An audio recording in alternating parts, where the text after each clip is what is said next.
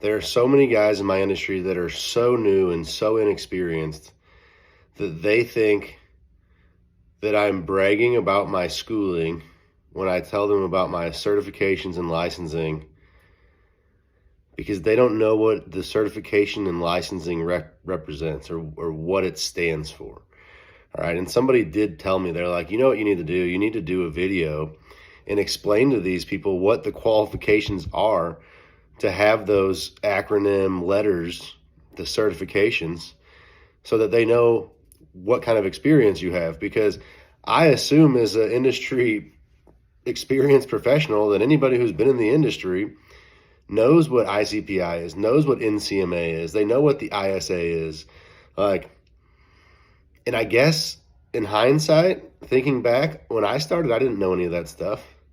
The reason I went and got that stuff was because I didn't want to not know something, thinking that I knew everything, which is what a lot of guys are out there doing. Like, oh, this guy just thinks he knows everything. Like, no, I don't. Like, I'm not making up anything. I did so many projects, and that's the thing is, like, so let's just start with CMHA. That used to be called ICPI. ICPI stands for the Interlocking Concrete Paver Institute. They recently merged with the NCMA, the National Concrete Masonry Association. ICPI basically was the governing body for paver installation, aside from, of course, the manufacturer installation specs. You would go off of the general principles of the ICPI if you're going to do a paver installation. They've since merged with the NCMA, who governs segmental retaining wall construction.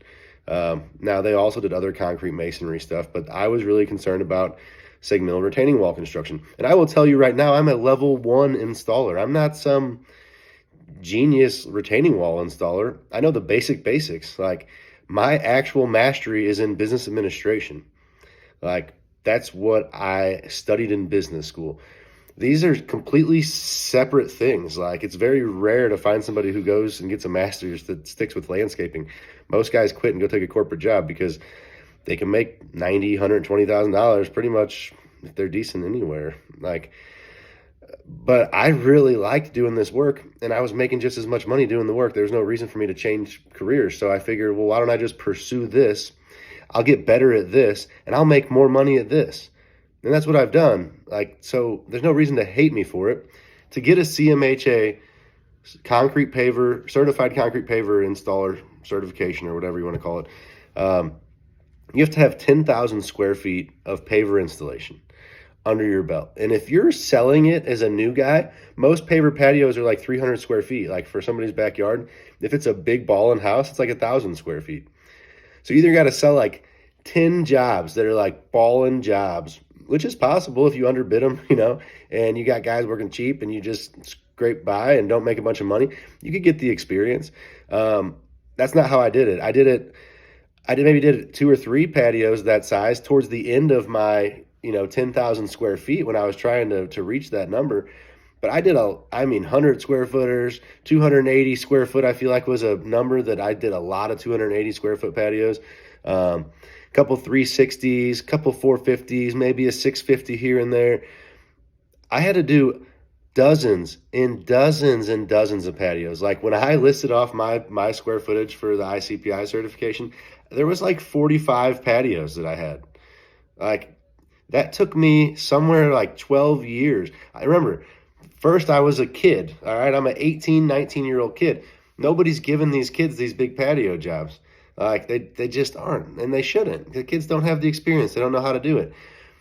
But as you grow, it gets easier to hit those numbers. And so, but I wasn't just a paver guy either. Pavers was like a side thing we did after mowing, after fertilizing, after irrigation, like after all the basic maintenance stuff.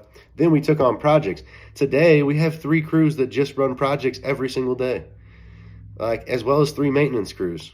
And that's like regular season all the time. During peak, a lot of times we're pushing 8 crews, sometimes 9 crews out the door, just so we can keep up with the business. So not only did I have to have 10,000 square feet of pavers, I also had to I had to sit through, I think it was like 2 days worth of classroom, and I had to do, I don't think I had to do hands-on, because I'm pretty sure I got tested around COVID. I don't know if there's a hands-on portion for CMHA normally or ICPI normally. I don't believe that there is. I wish I could have gotten it though. That would have been a better education for me to go and learn it hands-on. Instead, I had to learn it virtually, which is fine, but it was a 2-day class. And then after that class, you have to sit and pass a test. And it wasn't like an easy test, to be honest with you. It's relatively difficult test. Like, I'm pretty sure if you don't take the class, you're probably not going to pass the test. That's how much I learned in that class. All right. Now, that's one of my certifications. You got to remember that every single certification has requirements like that. To get an ISA certified arborist or an ISA arborist certification, just like a basic arborist certification, not even any of like the upper level ones. First of all, you have to have 3 years of field experience minimum. All right. You can replace 1 year of field experience with 2 years of education, but they equate 2 years of education to 1 year of field experience. I think that's pretty fair, to be honest. But the real kicker with ISA is you got to pass a 200 question test. And that thing ain't that easy. That's pretty tough. I think I actually only got like an 80% on that test. Like I kind of skated by, if I'm being honest, but I also didn't study this stuff in school. You know what I mean? Like I studied business. I was learning this stuff just from the classes I could take. I took one class called Urban Forestry at our local technical college, and that class literally taught you the study guide for the ISA Arborist certification. And this was after I already had 4 years of experience, actually. So that's ISA. NCMA required 5,000 square feet of face of retaining wall. And it had to be in 3 projects, or was it in 5? 3, it had to be at least 3 projects, and it was like no more than like 5 or something. So like you can't just do a couple small residential walls, and you can't just do one big old wall. You've got to do several big walls before they're going to give you that certification. And on top of that, you got to take a pretty damn tough test. And I'm pretty sure you got to take a course as well. I'm not sure if that course was required or not. I took the course on accident, and then they offered the test afterwards, and I was like, well, hell yeah, after I took the course, I want to take the test. I'm not going to lie, though. I didn't do it the first time. I took the course twice, and then I took the test. Because that test is pretty hard, man, and that's the level 1. Wait till you get into the level 2. I mean, it's basically straight physics. You're practically learning engineering at that point. Level 1 is like enough engineering to be dangerous. Like basically enough to know when to say, I'm tapping out, let's bring in the engineer. What else did I have? Backflow certification. Man, a backflow certification, I had to sit through 40 hours. I'm pretty sure you have to have like 3 years of experience to get a backflow certification. But every single thing I did took years of experience. I didn't just come out the gate like, oh, I'm going to be an irrigation and a mowing guy and a treatment guy. Man, I mowed grass for a year or 2. I learned fertilization, weed control stuff. I did that for a couple of years. Then I did a bunch of side projects, broke a bunch of irrigation. I did that for a couple of years, right? Learned irrigation design, learned troubleshooting. I did it all by being out in the field. There was nobody who taught me, all right? I've worked for myself the entire time. So I don't have 17 years of experience working under somebody where they could come and like baby me and I could like, just not pay attention and like lose focus. Like, no, I had to be on it the entire time. I had to know that I was doing it and doing it right because it was my money on the line. And trust me, I spent a lot of money learning these lessons, a lot of money. But at this point, I've got 17 years of experience. Sure, I've got a college degree too.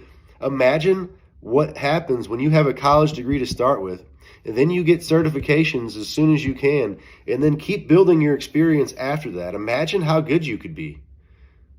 That's what I'm trying to be. That's my goal. That's where I'm trying to. I want to bring that level of service to my customers. And so what concerns me, if you've stuck with me this far, let's circle back to the very beginning.